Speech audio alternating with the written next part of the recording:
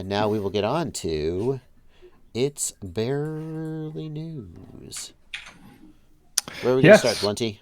First up, the most submitted story ever is toroidal propellers. So for anybody that somehow did not get to this in their newsfeed, because it seems like everybody did, there's been a revolution by MIT, or what they claim to be a revolution, for decreased noise in propellers. And more importantly, to fly very, very quietly. I needed Sorry, Blunty, to cut you off. I felt like if we're going to talk about decreased noise, I should unmute the video. Propellers, as we all know, are pretty loud. There are different ways to make them quieter, and we can look. Go ahead. Unfortunately, there's not a good example of the same thing flying in the same way to get up!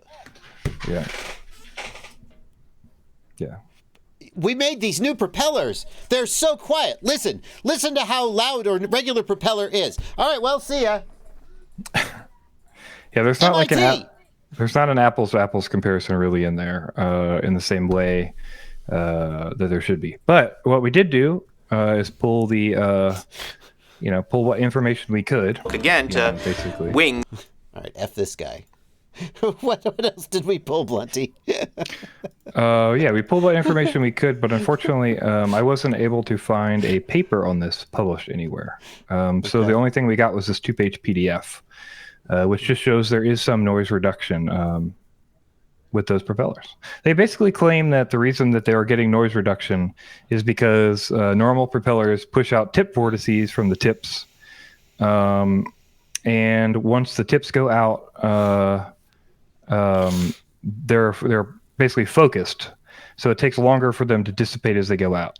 But if you spread the vortices around the entire ring, then the vortices will dissipate faster because they're coming from all the areas. That's their idea behind this. Interesting. If only we could hear it ourselves under controlled conditions. MIT. Yeah. People are saying it's in the video, but as far as I remember, there's not an actual good example that's the same. It's just showing you what the propellers do, but it's not comparing them in the same way. I believe you. I don't believe our chat. I believe developing our chat every day of the week, but I'm going to still look at this video. Of using this toroidal shape, this annular wing shape, to make hopefully a quieter propeller. So I had an intern of mine who was just absolutely phenomenal run with the idea, where he took the concept and created a bunch of iterations using 3D printers in our Technology Office Innovation Laboratory to try out basically different shapes and see what works, what doesn't, and then from there figuring out what are the things that are making this propeller quieter. I can hear it. The key thing that we thought was making the propeller quieter is the fact that you're now distributing the there's no load. I mean, I don't know. I would want something that's actually doing 2 drones. You know what I mean? And actually measuring dB and stuff. It sounds like there's more of like a buzz off the regular prop, whereas the other one is more of kind of like just a whir. Anyway. The vortices, they're being... Obviously don't crash, it's going to explode, but there you go. So Ghost Branch sent me a 3D print that I could print. He said if you print it out of PETG, you can fly it and hear the difference. And I guarantee I got to do it, right? That video will get 1 billion views, right? Clearly. Probably, yeah. I saw some people on Facebook already printing some versions of this and trying it out. So I didn't see any test videos yet to share, though. Also, we've got a picture from Facebook of basically some props from iFlight that they released fairly recently, January the 29th, that are sort of in this idea. They don't go all the way around, though, so they don't do the same achieved thing here. So that's kind of interesting that they release these, but something to know. Like a Cinewood prop to be quieter, maybe, when you're near talent. Interesting. I need a Chris Rosser test before I believe any hype. All right, there we go. People are finally appreciating data. The one thing we can point out, though, that was in the News Atlas article and a couple other articles I saw was actually boats have been doing this for a minute. So there's companies producing toroidal propellers for boats, and those have been shown to boost fuel economy and are quite a bit quieter in boats. So that's pretty neat. Nice. Well, water and air are very similar. Yeah. So, okay. Next up, we got an article When I first saw this article, Blunty, I was like, oh, finally, a development in the improvement in lithium battery performance that is not just BS hype that will never actually manifest in the real world, which is what it seems like most of them are. But it turns out it's not as directly applicable to the batteries we use. It's still pretty freaking cool. Yeah, so some researchers have figured out, after a bunch of testing and weirdness went on, basically, some people at Dalhousie University ended up doing a bunch of testing on battery components. And essentially, they were trying to figure out what the parasitic drain was from. They would charge a battery and they would get drained, and the drain rates seem really high on some cells and low on other ones. So they did testing to figure out what was causing that. And essentially, they figured out that it was tape. So in some of these batteries, there's a polyethylene, I don't know how to say that second word there, but what PET is. We know PET is like a plastic tape sort of thing. And if you use PET, it converts to a dimethyl substance, and that causes it to basically drain power from the battery at an accelerated rate based on some of the building of the batteries and what kind of graphite you're using. So, yeah, these guys figured this out, and it seems to be new information. Nobody seems to have figured this out, that somehow tape was parasitically draining. But what was interesting is you see this and you're like, okay, what is it, 0.5%? You know what I mean? What is it, like 1%? Is it really a big deal? Mm-hmm. Well, actually, our second link, if you click that second link there, we've got a link to the studies. I've got the second and third link in this thing, or studies here. Nice. That you can check out. I went and dug them up. But the first study here we've got is, if you scroll all the way down, there's some charts you can get to. They have to load, so yeah, there you go. Perfect. So so they did LiFePO and nickel metal cadmium, I believe, for these, or like a nickel metal cadmium hybrid with LiFePO, basically. And then LiFSL batteries. So these aren't the LiPos we're used to, but there's, lithium batteries. But you can see in one of the tests, they were actually, the orange here is the reversible loss. So what can be reversed by fixing the tape, basically. That's a huge amount. And then the red is irreversible loss that cannot be fixed. But in some of these testing, based on the graphene types they were using, they were able to get 70% recovery based on the loss that they were getting before. So. Wow. Pretty incredible. Some of these obviously only 1% or so, but yeah, pretty amazing that this little discovery seems to be a big difference for some of these batteries they're manufacturing anyway. Especially LiFePO. It looks like LiFePO 4 can make a big difference based on manufacturing. And for those who aren't familiar, like if you have the Rely-On battery pack that I reviewed a long time ago, there's a lot of LiFe batteries out there in like solar generators and so forth.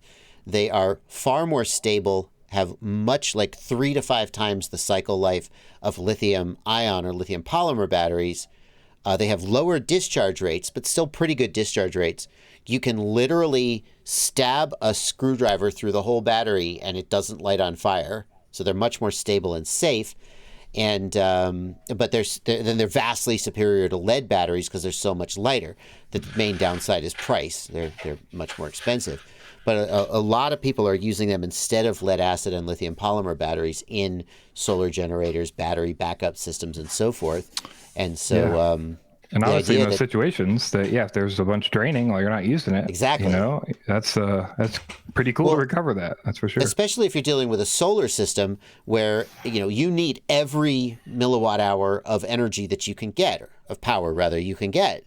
If you're losing some percent of your power overnight just because the battery's sitting there, that's stuff you got to make up the next day off your solar panels. And the idea that you could get rid of all that simply by changing to a different kind of tape, boom, that felt like a really newsworthy accomplishment. So yeah, pretty cool stuff. Right. And yeah, like you said there, or like you mentioned, there's a bunch of crazy battery stories that don't make sense. So yeah, this is finally one that looks like it might actually make a difference. The only reason this is in barely news instead of actually being newsworthy is that FPV people don't usually directly use lithium. We don't use this chemistry of battery except maybe as a field charging pack. So if it was LiPos, this would have been news 100%. Yeah. And I would say And I'd say that's the case for the toroidal propellers as well while they were here. And the next story that we're going to talk about, solid state cooling from vibrating membranes could possibly replace fans. And this is another thing that maybe we'll end up using at some point in the future. Basically, you typically have little cooling fans in small devices, right? And maybe they have a heat sink going somewhere, but essentially you've got a fan that's actively drawing cooling, and you're using it to, basically wick heat out of a substance, right? Mm-hmm. And like sometimes a video you're doing, transmitter. Yeah, and sometimes you're doing a conversion, so phase change conversion with like alcohol or something in the system, but you're always using an active cooling element to draw air away. Mm-hmm. Well, what they figured out here is essentially they could use these little vibrating membranes inside of a solid state device, and the little vibrating membranes in this little block can be activated and will essentially push out air like little jets through holes. And so without a fan or any kind of active moving technology, really, other than these little vibrating membranes, you can create active airflow and get cooling. So it's kind of interesting. It can be much smaller and hopefully much more efficient once they get it dialed in. So yeah, anybody who has a laptop knows that the fans are a constant, a very common trouble point. You have a device with a bearing. Bearings wear out. They collect dust when they can get clogged up and not work very well. I guess that's also going to be true. Anything with moving air is going to collect dust. So maybe that.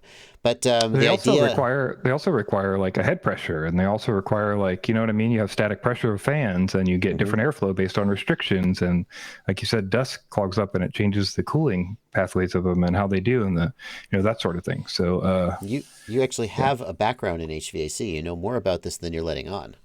Yes. Yeah.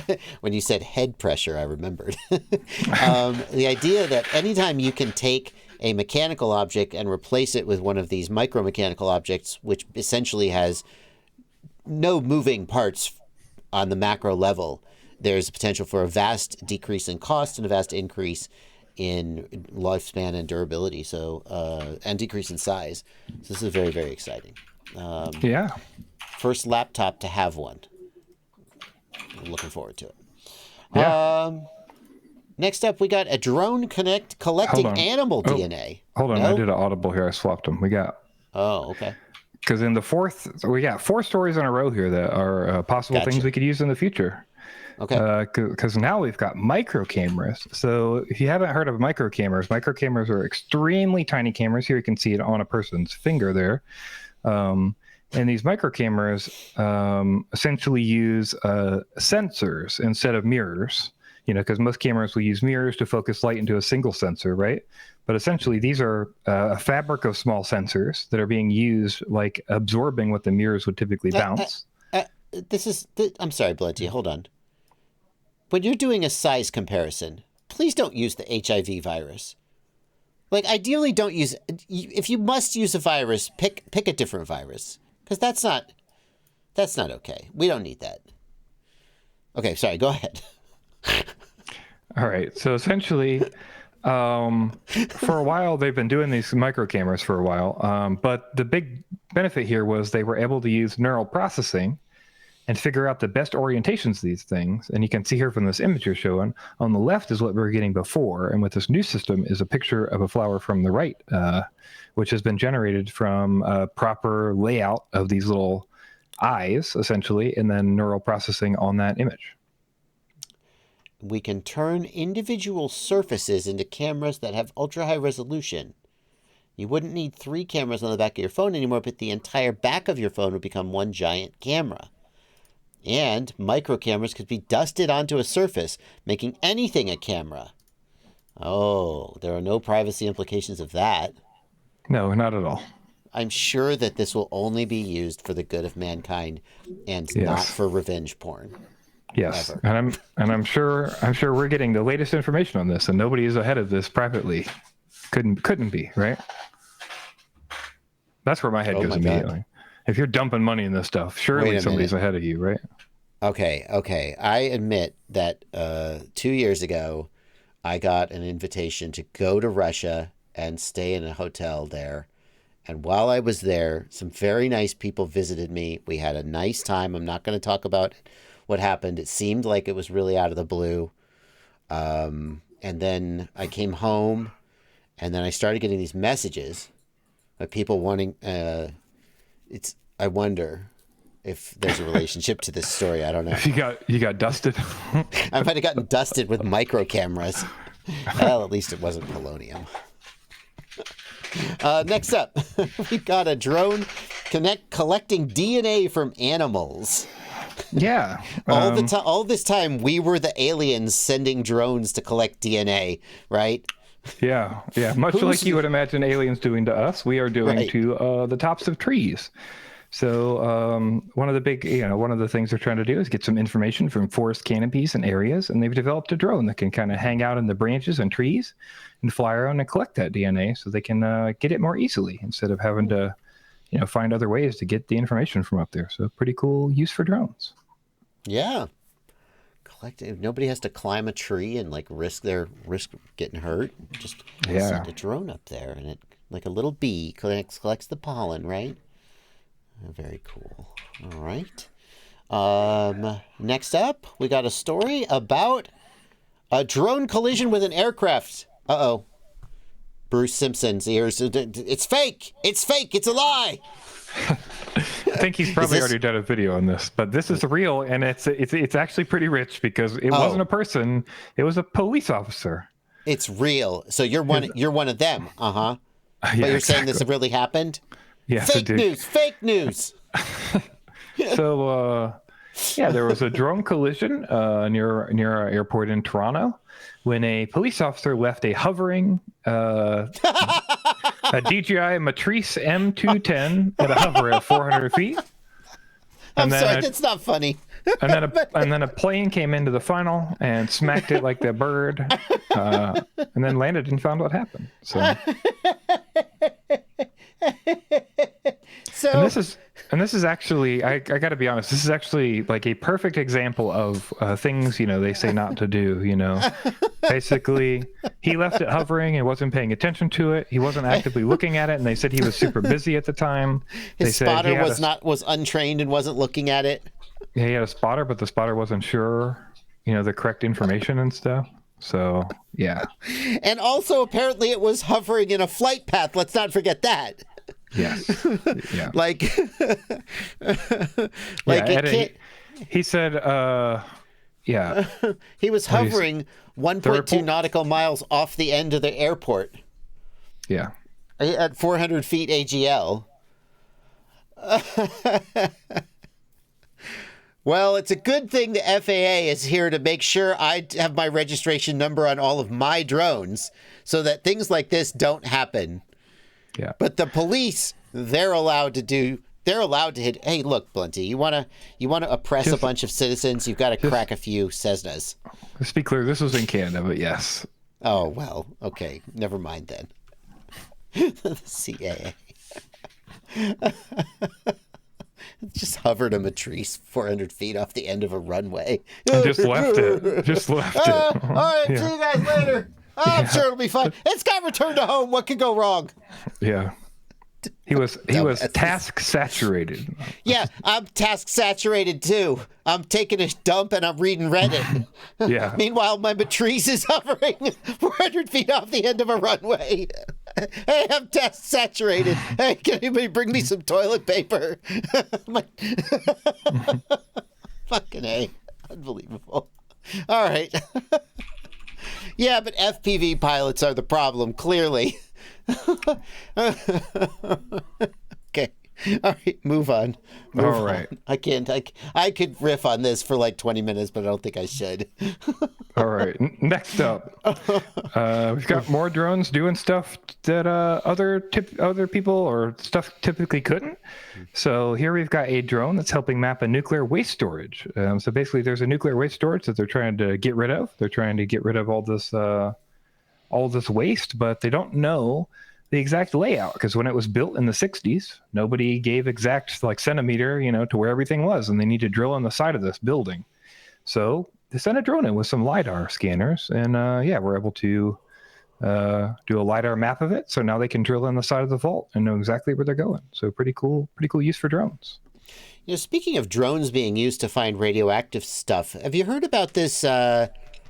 Where did it get lost? There's this radioactive thing that's used in mining. It's a little tiny capsule of cesium. and it got lost while they were transporting this piece of equipment.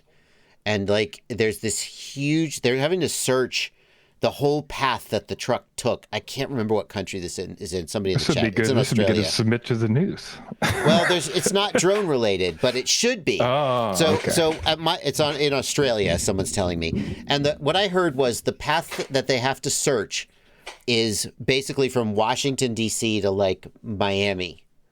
Like, it's a long drive.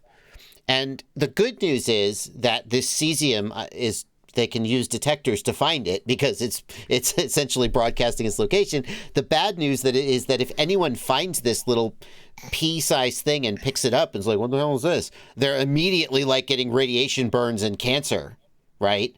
So like they have to find it. I wonder if instead of driving trucks along the road, they said they have special vehicles fitted with detectors. Maybe they could do it with drones. Yeah. Fly a drone in the air. Anyway. Yeah, big F up. It's really an understatement. The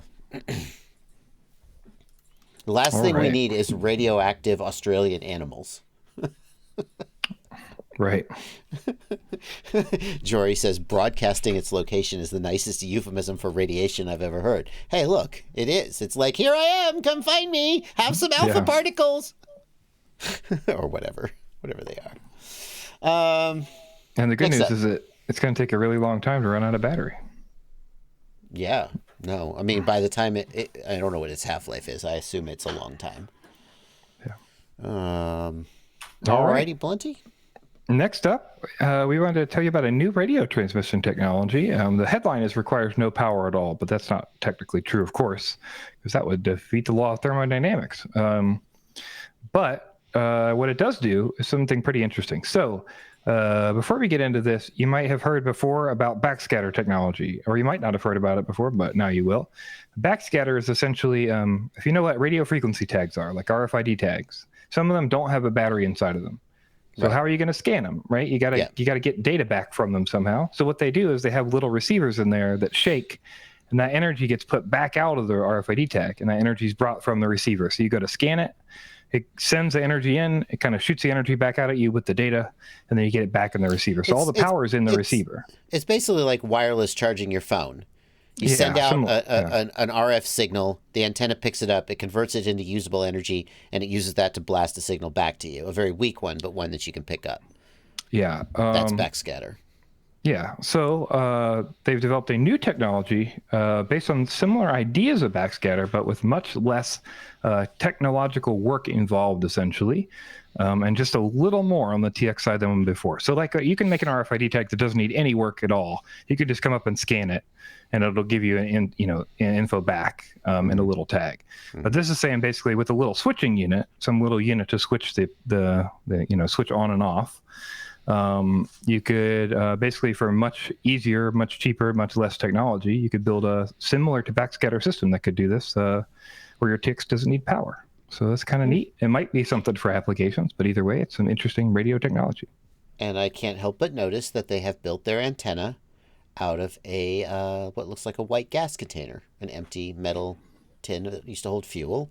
Yeah. And they're using it as some kind of like a waveguide or something. So, hey.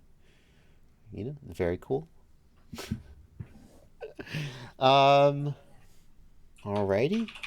Next up. All right. Next up, another drone has interrupted a football game, or in this case, soccer, depending on what side of the pond you're from, is what you call it. But unfortunately, a drone has interrupted another game, and they had to, delay the game for a bit. No, there's nothing more disrespectful than interrupting a sports game with a drone. That's really, that just makes my blood boil because I really care about soccer and sports. Man, I can tell how genuine. I do think it's rude to just to annoy people with your drone. Don't be a dumbass. I don't really care about sports though. You know what I do care about? You know what I do care about more than anything? Lost dogs. You're damn right I care about lost dogs. And if you disagree with that, you can get out of here. If you don't care about lost dogs, get out of here. Is Henry behind you? Yeah. Oh, he's over to the side here. He's on. Oh, we can't see him today. Yeah, okay, that's okay. We got a drone that found a lost dog. Is it a Shiba Inu? It looks like a Shiba. Yeah. He got lost out in the woods, as many of these dogs do. And luckily, they got a drone to get out there and find him, which seems to be happening a lot. But it's pretty awesome because I think there's a lot of cases where these dogs just would not have been found. You know what I mean? Yeah. And it's pretty cool to see this stuff. Shiba are good dogs. Here we've got the drone, where the police are going to find the drone. Yes. That is actually the matrice that the Cesna. They were looking for this dog when they crashed into the Cesna. Look, see, he's just chilling. He's just chilling, though. He's like, I'm sure my people will come find me. And thankfully they did. Yeah. Oh, yeah. Here comes the dude coming to find the doggo. All right, I don't want to see you. I want to see the doggo. I'm not here for you, Robert Curran. Thank you. That's what I want, is the doggo. I need, Blunty, I need like someone to edit the news so that all of this bullshit is gone and it cuts this stuff out and it only shows me the actual shots of the dog. No, see, F this guy, right? I don't care about any of this. I want to see the dog. Yeah, there we go. That's where I want. Some kind of account that's like news, but only the animals. That's right. I don't want to care. See, they just give me a taste. Yes, this is what look at this good boy. Now we're gonna go back to this dumbass. No, not that dumbass. That's a good boy. All right. Well, that's going to bring us to the end of the news. Fantastic.